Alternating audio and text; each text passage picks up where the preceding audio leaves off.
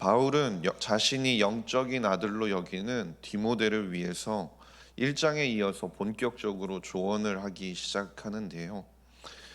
1절 말씀을 보면 그러므로 내가 첫째로 권하노니 모든 사람을 위하여 간구와 기도와 도고와 감사를 하되라고 말씀하고 있습니다. 바울이 지금 그 디모데에게 전하는 그 조언 가운데 가장 우선순위에 둔 것이 바로 기도였습니다. 디모데는 주님의 종으로서 바울의 권면에 따라서 그 에베소 교회를 섬기는 일을 지금 감당하고 있었습니다. 그런 디모데가 기도를 하지 않았을까요? 그럼에도 바울이 이처럼 기도를 가장 먼저 강조한 것은 그만큼 중요하기 때문이었습니다. 이것은 우리에게 있어서도 마찬가지인데요. 마태복음 22장 37절과 38절 말씀을 보면 우리를 향해 마음을 다하고 목숨을 다하고 뜻을 다하여 주 너의 하나님을 사랑하라라고 말씀합니다. 그리고 그것이 우리가 지켜야 할 크고 첫째 되는 계명이라고 말씀하고 있죠. 그렇다면 우리가 하나님을 사랑할 때 하나님을 향한 사랑을 우리가 표현할 수 있는 가장 첫 번째 되는 행동이자 반응이 무엇이겠습니까? 그것은 하나님을 예배하고 하나님을 기도하는 것이라는 것이죠. 하나님을 사랑하는 우리가 보여야 할 마땅한 반응이 기도라는 것입니다. 그런데 안타깝게도 우리는 이런 중요한 기도를 자주 놓치는 것 같습니다. 중요하다는 것을 머릿속으로는 잘 알고 있지만 그것을 잘 잊어버리곤 한다라는 것이죠. 교회에서의 우리 모습을 한번 생각해 보십시오. 우리는 다양한 직분을 섬기고 다양한 일을 하고 있습니다. 주님을 사랑하기 때문에 주님을 사랑하는 그 마음을 가지고 여러 가지 모습으로 교회를 섬기는 일을 감당하고 있다라는 것입니다. 그리고 그 모든 일은 주님을 위한 일이고 주님이 함께 하시는 일임은 확실합니다. 그런데 우리가 주님을 위해 수고한다고는 하지만 기도 없이 할 때가 너무나 많은 것이 사실이라는 것이죠. 너무 분주하다 보니까 일이 너무 바쁘다 보니까 우선순위를 우리가 놓치고 말 때가 너무나 많다라는 것입니다. 그런데 기도가 빠지면 어떻게 될까요? 기도하지 않고 뭔가를 시작하고 기도하지 않고 무언가를 일을 계속해서 해나가다 보면 어떤 모습을 보이게 되는 것일까요? 주님을 위해서 했던 그 일의 초점이 주님이 아니라 점점 나에게 맞춰지게 된다라는 것입니다. 주님의 도우심과 주님의 은혜를 구하기보다는 주님을 의지하기보다는 내 힘이 앞서기도 하고 때로는 내 욕심이 앞서게 되기도 한다라는 것이죠. 그러다 보면 결국 의도했던 바 그 일을 그르치게 되는 경우도 종종 생기게 된다라는 것입니다. 또한 기도하지 않고 시작하다 보니 내가 생각한 결과가 나오지 않으면 그 일에 대해서 쉽게 불평하고 분노하게 된다라는 것입니다. 주님을 섬기는, 주님께서 맡기신 그 영혼들을 섬기는 정말 그 좋은 일을 한다고 하면서도 오히려 문제를 만들기도 하는 것이 기도가 배제된 채 그 일에만 몰두하게 될 경우에 발생하게 된다라는 것이죠. 그렇기 때문에 기도는 꼭 빠지면 안 되는 것입니다. 문제가 생기는 것을 막아줄 뿐만이 아니라 문제가 생겨도 그것을 해결할 수 있게 되고 전화위복이 될 수 있도록 만드는 것이 바로 기도의 힘이기 때문입니다. 그리고 우리가 주목해야 할 것은 바울이 이 기도해야 한다라고 말하는 것이 모든 사람을 위하여 기도해야 한다라고 명한 것입니다. 2절 말씀을 함께 보겠습니다. 2절 말씀입니다. 임금들과 높은 지위에 있는 모든 사람을 위하여 하라. 이는 우리가 모든 경건과 단정함으로 고요하고 평안한 생활을 하려 함이라. 바울이 지금 모든 사람을 위해 기도해야 한다라고 말하는데요. 그 모든 사람 안에는 임금들과 높은 지위에 있는 사람들까지도 포함되어 있었습니다. 그런데 당시 상황을 보면 이 일이 얼마나 어려운 일인지 알 수 있습니다. 당시 로마를 다스리던 황제는 네로였는데요. 그는 허영심이 많고 잔인하며 기독교에 적대감을 가지고 있는 것으로 매우 유명한 사람이었습니다. 그래서 교회에 대한 박해는 처음에는 간헐적으로 이루어지긴 했는데 그것이 점점 더 조직적으로 변해갔고 그리스도인들은 점차 두려움에 사로잡혀 살아야 했습니다. 그 그리스도인이라는 이유 하나만으로 사회적인 권리로부터도 박탈당해야 했고 어떤 이들은 심지어 공개적으로 처형당하기도 했고 어떤 이들은 사자의 먹이가 되기도 하였습니다. 그렇게 자신들을 박해했던 그런 네로를 위해서도 기도해야 한다고 지금 바울이 이야기하고 있는 것이죠. 그뿐만이 아니라 당시 디모데가 목회하던 그 예배소 교회 안에는 여러 인종과 다양한 신분의 사람들이 함께 모여 믿음의 생활을 하고 있었습니다. 즉 지금 바울이 이야기하고 있는 모든 사람을 위하여 우리가 기도해야 한다라는 말씀은 결국 우리가 그 사람들을 어떻게 바라보아야 하는지를 우리에게 알려주는 것입니다. 하나님께서 모든 사람을 사랑하시기 때문에 어떤 사람도 차별 없이 하나님께서는 바라보시기 때문에 우리도 어떠한 사람이라도 그 사람이 어떠한 행동을 하더라도 그것과 상관없이 차별 없이 우리가 기도해야 한다라는 것이죠. 결국 우리의 기도의 그 범위를 확장해야 한다라는 것을 우리에게 가르쳐주고 있는 것입니다. 그리고 그 대상에는 기독교를 박해하던 사람들까지 포함해서 말이죠. 이 말은 결국 기도의 중심을 내가 아니라 하나님으로 바꿔야 한다라는 것을 가르쳐 주는 것입니다. 내가 아니라 하나님이 중심이 되어서 하나님께서 바라보시는 그 관점으로 세상을 바라보고 사람을 바라보면서 그 사람들을 위해, 상황을 위해, 환경을 위해 기도해야 함을 우리에게 가르쳐 주고 있는 것입니다. 바울은 이어지는 말씀들을 통해서 우리가 이처럼 모든 사람을 위해 기도해야 하는 이유들에 대해서 말씀을 해주는데요. 2절 후반절을 보면 먼저는 우리가 모든 견검과 단정함으로 고요하고 평안한 생활을 하려 함이라고 말씀합니다.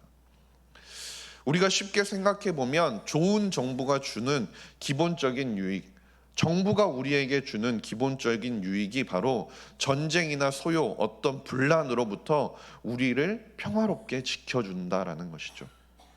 오직 질서 있는 사회에서만 교회가 하나님이 주신 책임을 방해받지 않고 잘 완수하고 있기 때문에 우리가 나라를 위해서, 국가를 위해서, 그리고 국가의 평안을 위해서 기도하는 것이 마땅하다라는 것을 말씀하고 있는 것입니다.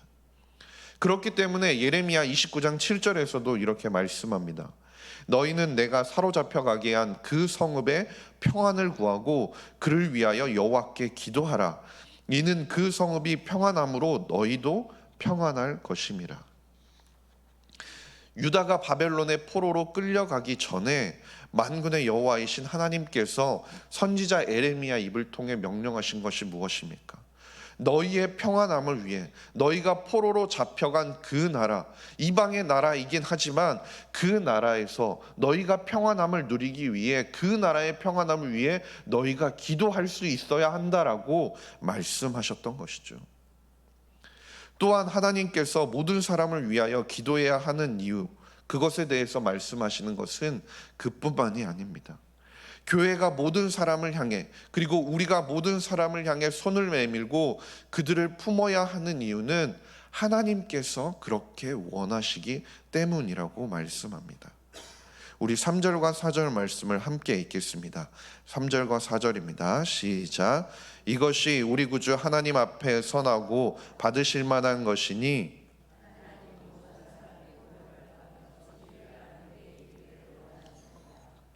아멘. 하나님은 모든 사람이 구원받기를 원하시기 때문입니다. 하나님께서는 유대인들만 한정해서 그들만을 쏙 뽑아서 구원하시겠다 말씀하시지 않으셨습니다. 아브라함을 통해서 하나님께서 주신 약속이 무엇입니까? 땅의 모든 족속에게 아브라함을 통해 복을 주시겠다라고 말씀하셨습니다.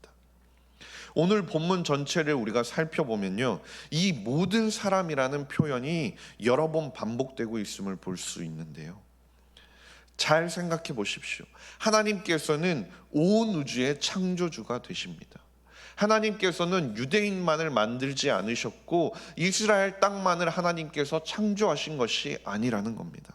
하나님께서 온 우주의 창조주가 되시고 모든 만물을 지으신 분이 하나님이십니다. 그런 하나님께서 그 은혜와 사랑을 특정한 사람들에게만, 쉽게 말해 유대인들에게만 제한하실 리가 없다라는 사실입니다. 에스겔 18장 23절에서도 이렇게 말씀합니다. 주 여호와의 말씀이니라. 내가 어찌 악인이 죽는 것을 조금인들 기뻐하랴. 그가 돌이켜 그 길에서 떠나 사는 것을 어찌 기뻐하지 아니하겠느냐. 베드로후서 3장 9절에서도 주의 약속은 어떤 이들이 더디다고 생각하는 것 같이 더딘 것이 아니라 오직 주께서는 너희를 대하여 오래 참으사 아무도 멸망하지 아니하고 다 회개하기에 이르기를 원하시느니라. 하나님께서 원하시는 것, 하나님께서 보여주시는 그것은 인종이나 피부 색깔, 지위나 신분의 구별 없이 모든 사람에게 베풀어지는 하나님의 지속적인 긍휼, 하나님의 그 사랑이라는 것입니다. 하나님의 그 사랑과 은혜는 모든 사람을 향해 열려 있고 그 어느 때에도 결코 포기함이 없으시다라는 것을 보여주시는 것입니다. 그런데 하나님께서 그렇게 사랑하고 계실진데, 하나님께서 그런 모습을 가지고 사랑하시는데 하나님의 자녀인 우리도 마땅히 하나님께서 보시는 그 관점으로 모든 사람을 바라보며 그들을 향해 기도해야 하는 것은 마땅한 일이라는 것이죠. 이어지는 5절과 6절 말씀에서도 중보자 되시는 예수님에 관해서 말씀하는데요. 하나님은 한 분이시요 또 하나님과 사람 사이에 중보자도 한 분이시니 곧 사람이신 그리스도 예수라. 그가 모든 사람을 위하여 자기를 대속물로 주셨으니 기약이 이르러 주신 증거니라. 하나님과 사람 사이에 다른 중보자는 없습니다. 오직 예수 그리스도밖에 없다라는 것이죠. 요한복음 14장 6절에서도 말씀하지 않습니까? 예수께서 이르시되 내가 곧 길이요 진리요 생명이니 나로 말미암지 않고는 아버지께로 올 자가 없느니라. 예수 그리스도께서 하나님 되시고 하나님께로부터 예수님께서 오셨습니다. 온전히 인간이 되셔서 많은 사람을 위해 시련과 유혹을 겪으셨고 죽음을 당하셔야 했습니다. 그리고 우리의 죄를 위해, 많은 사람을 위해 대속물로 자신을 지불하신 분이 바로 예수 그리스도이시라는 것입니다. 예수 그리스도께서 우리와 하나님 사이를 중재하셨고 우리가 성부 하나님께 나아가게 하시고 하나님의 용서와 사랑을 경험하게 하셨다라는 사실입니다. 하나님께서 보내셨고 그리고 예수 그리스도께서 그 많은 사람을 위하여 죽어주셨을진데 우리가 누군가를 위해 선택적으로 누군가를 위해서만 기도하는 것이 아니라 우리가 예수 그리스도를 힘입어 하나님의 관점에서 모든 사람을 위하여 기도하는 것이 마땅하다라는 것을 보여주고 있는 것이죠. 그리고 마지막 근거로서 바울은 자신이 그리스도의 대속 사역에 대한 증거를 위해 복음 전파자와 사도로 세움을 받았기 때문이라고 말씀합니다. 우리 7절 말씀을 함께 읽겠습니다. 시작. 이를 위하여 내가 전파하는 자와 사도로 세움을 입은 것은 참말이요 거짓말이 아니니 믿음과 진리 안에서 내가 이방인의 스승이 되었노라. 아멘. 바울이 누구의 스승이 되었다고 말씀합니까? 그렇죠. 바울은 유대인을 위해서만 택함을 받은 것이 아니었습니다. 그는 이방인을 위해 보내심을 받았습니다.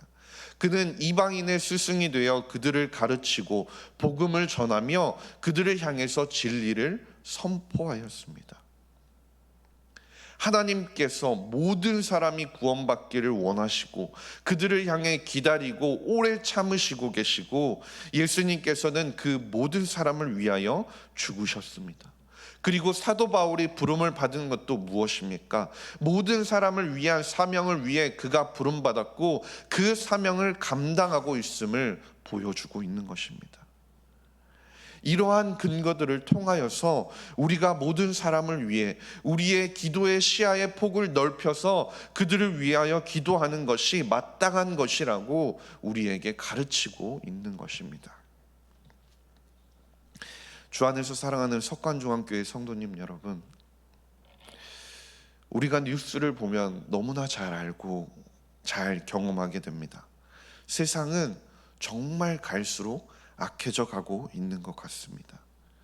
성경이 말씀하는 진리에서 계속해서 멀어져 가고 있는 것 같습니다.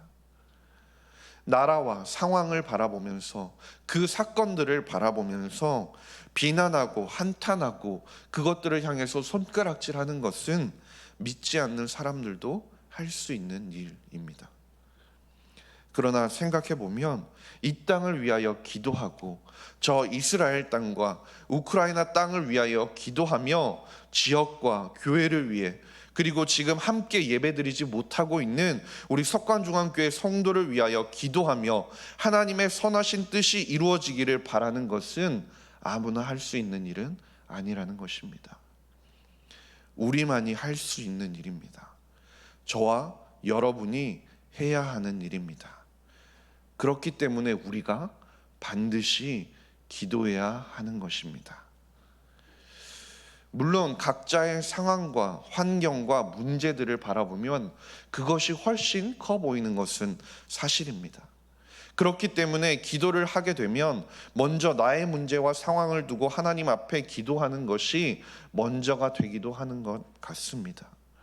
그러나 간절히 바라기는 우리의 중심이 하나님으로 온전히 가득 차게 되기를 간절히 소망합니다.